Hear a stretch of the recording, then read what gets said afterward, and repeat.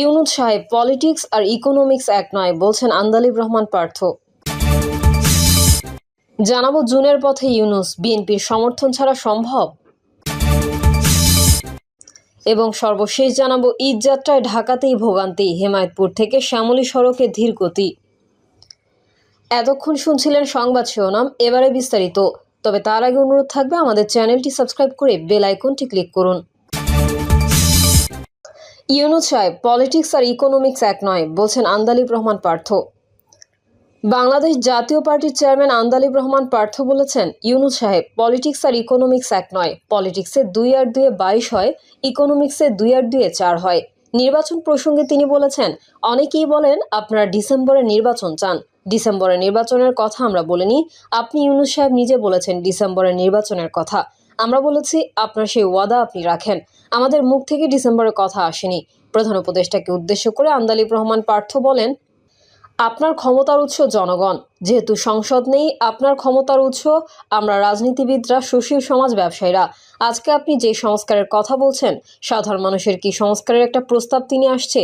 আজকে 2 লাখ মানুষ চাকরি হারিয়েছে বাংলাদেশে, তার সংস্কারের তো কোনো কথা বলেননি।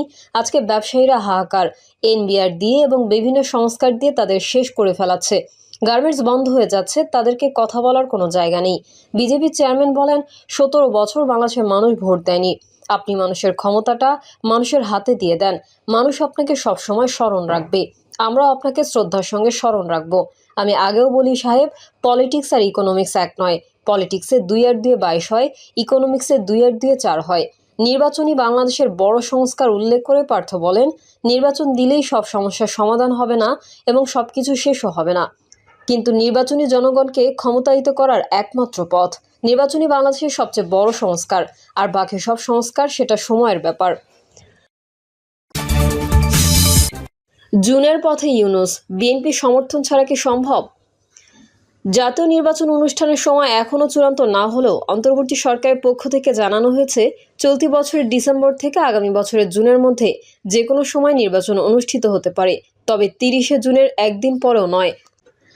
ছাত্র জনতার অভ্যুত্থানের মধ্যে দিয়ে জন আকাঙ্ক্ষার প্রতিফলন হিসেবে ক্ষমতায় আসা অন্তর্বর্তী সরকারের প্রধান অধ্যাপক মোহাম্মদ ইউনূসের সামনে তাই সবচেয়ে বড় চ্যালেঞ্জ এখন একটি গ্রহণযোগ্য নির্বাচন এবং তা রাজনৈতিক ঐকমত্যের ভিত্তিতে আয়োজন করা।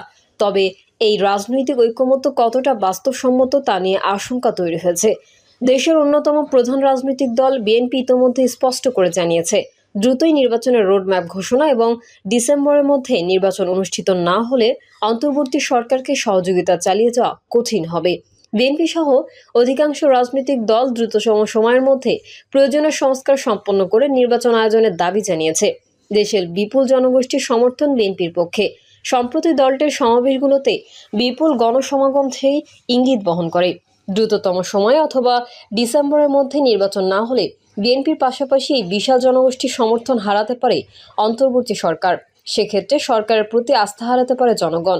এই প্রসঙ্গে বিএনপির স্থায়ী কমিটির সদস্য সালাউদ্দিন আহমেদ বলেন, সংস্কারের কথা বলতে গেলে 10 মাস পেরিয়ে গেছে।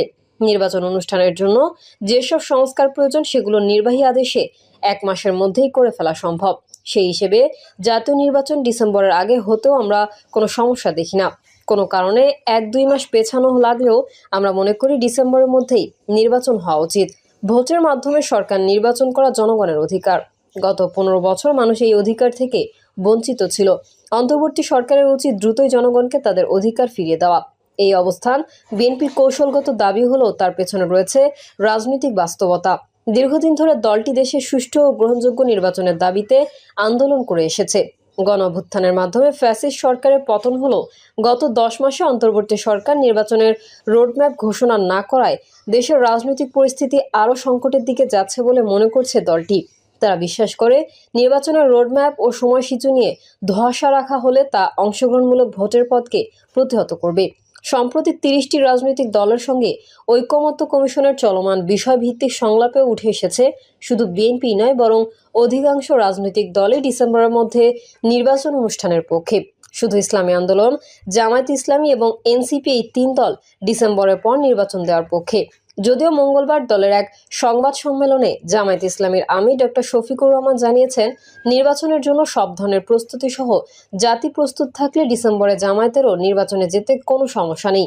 ফলে সংখ্যাগরিষ্ঠতার দিক থেকেও দেশের রাজনৈতিক দলগুলো ডিসেম্বরের মধ্যেই নির্বাচনের পক্ষে মত দিচ্ছে। তাহলে নির্বাচন কেন ডিসেম্বরে নয়, জুনে কেন? রাজনৈতিক অঙ্গনে কানাঘুষা চলছে। এই সরকারের স্থায়িত্ব দীর্ঘায়িত করার পেছনে কলকাঠি নাড়ছেন সরকার সমর্থিত কয়েকজন বুদ্ধিজীবী ও ইউটিউবার এবং কয়েকটি বিশেষ গোষ্ঠী। অন্যদিকে প্রফেসর ইউনূসের নেতৃত্বাধীন সরকার গত 10 মাসেও নির্দিষ্ট কোনো রোডম্যাপ প্রকাশ করেনি। বলা হচ্ছে ডিসেম্বর থেকে জুন এই সময়ের মধ্যেই নির্বাচন হবে। কিন্তু রাজনৈতিক দলগুলোর আস্থা অর্জনের জন্য শুধু মৌখিক আশ্বাস যথেষ্ট নয়, প্রয়োজন সময়োপযোগী আইনি সংস্কার, অংশগ্রহণ নিশ্চিত করতে স্পষ্ট পরিকল্পনা এবং সর্বোপরি একটি নির্দিষ্ট সময়সূচি, নির্বাচনের সময়সূচি প্রয়োজন। এই প্রেক্ষাপটে প্রশ্ন উঠেছে, বিএনপি সহযোগিতা ছাড়া এই সরকার আসন্ন জুন পর্যন্ত আদৌ টিকে থাকতে পারবে কি? এই প্রসঙ্গে ঢাকা বিশ্ববিদ্যালয়ের রাষ্ট্রবিজ্ঞানের অধ্যাপক জিন্নাতারা নাজনীন বলেন, অন্তর্বর্তীকালীন সরকারকে নির্বাচন দিতেই হবে, এমন কোনো বাধ্যবাধকতা নেই। ভারত পাকিস্তান যখন স্বাধীন হয় তখন প্রথম নির্বাচনের জন্য 6 থেকে 7 বছর সময় লেগেছিল। সুতরাং সময় নিয়েই চলা সম্ভব, যদি সেটা যৌক্তিক হয়। এই সরকার শুরু থেকেই সংস্কারের কথা বলছে। প্রয়োজনীয় সংস্কার না করে তারা যদি নির্বাচন না দেন, তবুও কিছু করার নেই। বর্তমান পরিস্থিতিতে নির্বাচনের পরিবেশ নিয়ে দ্বিধা প্রকাশ করে অধ্যাপক নাজনীন বলেন, এই মুহূর্তে নির্বাচন যারা মাঠ পর্যায়ে দায়িত্ব পালন করবেন, বিশেষত প্রিজাইডিং অফিসাররা, তারা নিরপেক্ষ থাকবেন কিনা তা নিয়ে প্রশ্ন থেকে যায়। কিন্তু বিএনপি ও সমমনা দলগুলো যদি ডিসেম্বরের মধ্যে নির্বাচন না হলে সরকারের প্রতি সমর্থন প্রত্যাহার করে নেয়, তাহলে রাজনৈতিক ও প্রশাসনিক ভারসাম্য মারাত্মকভাবে বিঘ্নিত হতে পারে। এটা তাই সবার উচিত হবে আলোচনার মাধ্যমে একটি যৌক্তিক সমঝোতায় পৌঁছানো। তবে এই প্রসঙ্গে জাহাঙ্গীরনগর বিশ্ববিদ্যালয়ের উপাচার্য অধ্যাপক ডক্টর মোহাম্মদ কামরুল হাসান বলেন, সংস্কার একটি চলমান প্রক্রিয়া, এটা করার দায়িত্ব অবশ্যই নির্বাচিত সরকারের। বর্তমান অন্তর্বর্তী সরকার প্রয়োজনীয় কিছু সংস্কার করতে পারে, সেসব সংস্কার শেষে দ্রুত নির্বাচন দেওয়াই গণতান্ত্রিক প্রক্রিয়া। ফলে সংস্কারের জন্য নির্বাচন বিলম্বিত হওয়া উচিত নয়। এতে জনগণের আস্থা কমে যাবে এবং অন্যান্য রাজনৈতিক দলগুলো সরকারের প্রতি আস্থা হারাবে। সরকারের ঘনিষ্ঠ একটি সূত্র জানায়, অধ্যাপক ইউনূস চান এমন একটি নির্বাচন অনুষ্ঠিত হোক যা অতীতের যে কোনো নির্বাচনের চেয়ে স্বচ্ছ এবং গ্রহণযোগ্য। এই কারণে নির্বাচন কমিশন সংস্কার, পর্যবেক্ষণ ব্যবস্থা জোরদার, রাজনৈতিক দলগুলোর অংশগ্রহণ নিশ্চিতকরণ এবং প্রযুক্তিগত নিরাপত্তা সংক্রান্ত বিষয়গুলো সময় নিয়ে বাস্তবায়নের চেষ্টা চলছে। এই প্রস্তুতির কারণেই সরকার সময় নিচ্ছে, এমনটাই দাবি সংশ্লিষ্ট মহলের। রাজনৈতিক বিশ্লেষকরা মনে করছেন, অধ্যাপক ইউনূসের মতো আন্তর্জাতিকভাবে খ্যাতিসম্পন্ন একজন অরাজনৈতিক ব্যক্তির নেতৃত্বাধীন সরকারের আমলে নির্বাচন প্রক্রিয়া বিলম্বিত হলে আন্তর্জাতিক মহলেও এই সরকার প্রশ্নবিদ্ধ হতে পারে। এরই মধ্যে আন্তর্জাতিক মহলের চাপ বাড়ছে। উন্নয়ন সহযোগী দেশগুলো চায় ডক্টর ইউনূসের আমলে বাংলাদেশে একটি অংশগ্রহণমূলক ও সহিংসতামুক্ত নির্বাচন অনুষ্ঠিত হোক। এছাড়া